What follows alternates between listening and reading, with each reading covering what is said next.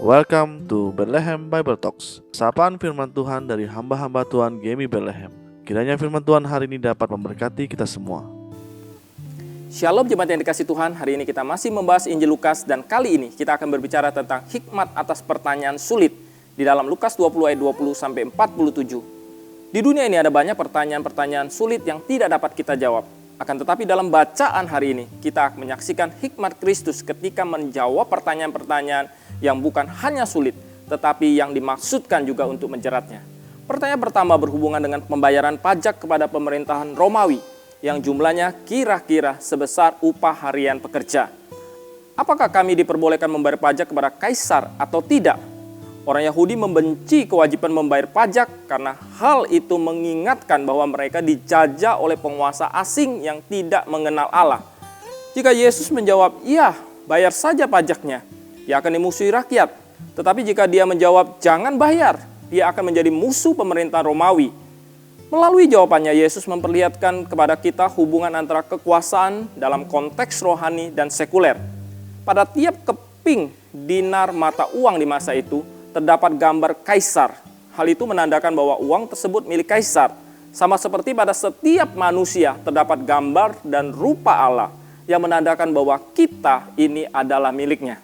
Yesus menunjukkan bahwa setiap orang memiliki kewajiban kepada pemerintah, sekaligus menegaskan kedaulatan Allah atas segala sesuatu dan semua orang. Sebagai orang Kristen, kita membayar pajak, menghormati para pemimpin kita. Namun kita juga menyadari bahwa kita adalah orang asing dan pendatang di dunia ini. Kesetiaan kita pertama-tama harus didedikasikan kepada Sang Raja di atas segala raja yang memberikan kepada kita kuasa untuk mengabarkan Injil dan menjadikan semua orang sebagai muridnya.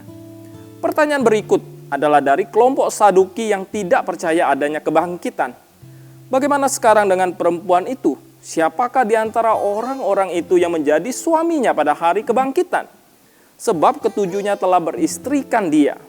Saudara, pertanyaan itu timbul bukan karena keingintahuan mereka. Mereka hanya ingin mendapatkan peneguhan atas kepercayaan yang mereka anut. Mereka yakin kasus ini akan membuat Yesus tidak mengakui kebangkitan orang mati. Dengan pertanyaan itu, mereka ingin melegalkan ajaran mereka. Bapak Ibu Saudara yang dikasihi, pada waktu itu masyarakat Yahudi terbagi dalam 3 golongan. Yang pertama, golongan Farisi yang sangat detail menaati perintah Taurat. Yang kedua, golongan Eseni yang menyatukan diri dengan Allah lewat doa dan meditasi.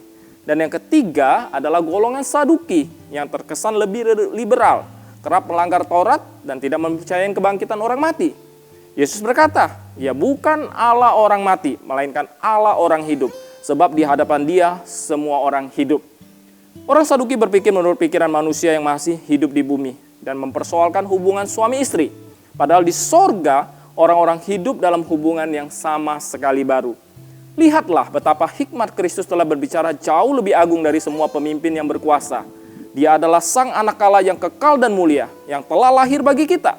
Semua itu adalah alasan yang kuat bagi kita untuk tetap mengikut Kristus. Tuhan memberkati. Demikianlah Bible Talks hari ini. Tuhan Yesus memberkati.